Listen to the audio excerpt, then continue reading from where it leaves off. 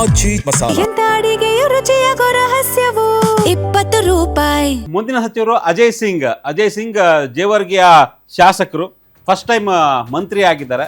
So ಯಾವ ಖಾತೆ ಸಿಗಬಹುದು ಅನ್ನೋ ಲೆಕ್ಕಾಚಾರ ಇದೆ. ವೈದ್ಯಕೀಯ ಶಿಕ್ಷಣ ಖಾತೆ ಮೇಲೆ ಇವರು ಕಣ್ಣಿಟ್ಟಿದ್ದಾರೆ ಅನ್ನೋ ಒಂದು ಚರ್ಚೆ ಆಗ್ತಾ ಇದೆ. ಅದು ಚರಣಪ್ರಕಾಶ್ ಪಾಟೀಲ್ ಬಳಿ ಇದೆ, ವೈದ್ಯಕೀಯ ಶಿಕ್ಷಣ ಸಚಿವರು ಅವರೇ ಆಗಿದ್ದಾರೆ. ಹಾಗಾಗಿ ಬಹುಶಃ ಅದನ್ನ ಬದಲಾವಣೆ ಮಾಡೋದು ಅಷ್ಟು ಸುಲಭ ಅಲ್ಲ, ಚೇಂಜ್ ಮಾಡೋಕ್ಕೆ ಹೋಗಲ್ಲ ಅನ್ನೋ ಲೆಕ್ಕಾಚಾರ ಇದೆ. ಹೀಗಾಗಿನೇ ಸಣ್ಣ ಕೈಗಾರಿಕೆ ಕೊಡಬಹುದು ಅನ್ನೋ ಲೆಕ್ಕಾಚಾರ ಇದೆ. ಸಣ್ಣ ಕೈಗಾರಿಕೆ ಮತ್ತು ಸಾರ್ವಜನಿಕ ವಲಯಗಳ ಉದ್ದಿಮೆ ಕೊಡುವಂತಹ ಚಾನ್ಸ್ ಇದೆ. ಸೊ ಬೇರೆ ಇಲಾಖೆ ಕೊಡಿ, ಸ್ವಲ್ಪ ಪ್ರಭಾವಿ ಇಲಾಖೆಯನ್ನು ಕೊಡಿ ಅನ್ನೋ ನಿಟ್ಟಿನಲ್ಲಿ ಅಜಯ್ ಸಿಂಗ್ ಲಾಬಿಯನ್ನು ಮಾಡ್ತಾ ಇದ್ದಾರೆ ಅನ್ನೋ ಮಾಹಿತಿ ಇದೆ. ಸೊ ಫಸ್ಟ್ ಟೈಮ್ ಮಂತ್ರಿ ಅಜಯ್ ಸಿಂಗು. ಸೊ ಸಣ್ಣ ಕೈಗಾರಿಕೆ ಮತ್ತು ಸಾರ್ವಜನಿಕ ವಲಯಗಳ ಉದ್ದಿಮೆ ಕೊಡಬಹುದು ಅನ್ನೋ ಲೆಕ್ಕಾಚಾರ ಇದೆ. ಕೇಳ್ತಾ ಇದ್ದಾರೆ, ಇವ್ರು ಡಾಕ್ಟರ್ ಆಗಿರೋದ್ರಿಂದ ಅಂತಾನೆ ಅವರು ಯಾವಾಗಲೂ ಕೂಡ ಹೇಳ್ತಿದ್ದು. ಅವತ್ತು ಪ್ರಮಾಣ ವಚನಕ್ಕೆ ಬಂದಾಗ ಸಹಜವಾಗಿ ಮಾಧ್ಯಮದವ್ರ ಕುತೂಹಲ ಅಲ್ವಾ, ಅದನ್ನ ಕ್ವಶನ್ ಕೇಳ್ತಿದ್ವಿ. ಆಯ್ತು ಸಚಿವರಾದ್ರಿ, ಈಗ ಪ್ರಮಾಣ ವಚನ ಸ್ವೀಕಾರ ಮಾಡಿದ್ರಿ, ಯಾವ ಖಾತೆ ಬೇಕು ಅಂತ. ಅವ್ರು ನನ್ನ ಹೆಸರಲ್ಲೇ ಡಾಕ್ಟರ್ ಇದೆ, ಡಾಕ್ಟರ್ ಅಜಯ್ ಸಿಂಗ್, ನನಗೆ ಉನ್ನತ ವೈದ್ಯಕೀಯ ಶಿಕ್ಷಣ ಕೊಟ್ಟರೆ ನಾನು ಚೆನ್ನಾಗಿ ನಿಭಾಯಿಸ್ತೀನಿ ಅಂತ. ಅದಾದ್ಮೇಲೆ ಅವರೇ ಹೇಳ್ತಿದ್ರು, ಇಲ್ಲ ಅವ್ರು ನಮ್ಮ ಸ್ನೇಹಿತರಿಗೆ,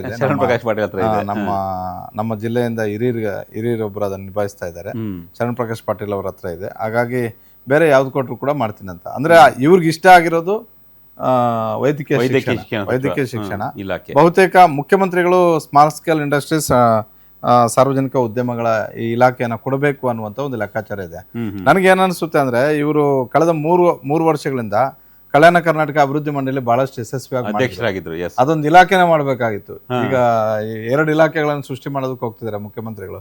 ಕಲ್ಯಾಣ ಕರ್ನಾಟಕ ಅಭಿವೃದ್ಧಿ ಮಂಡಳಿಯನ್ನ ಅದನ್ನ ಒಂದು ಇಲಾಖೆ ಅಂತ ಮಾಡ್ಬಿಟ್ಟು ಅದೇ ಇಲಾಖೆ ಸಚಿವರ ಕಂಟಿನ್ಯೂ ಮಾಡಬೇಕು ಅಂತ ಅದೇ ಇಲಾಖೆ ಜವಾಬ್ದಾರಿ ಕೊಡಬೇಕಾಗಿತ್ತು.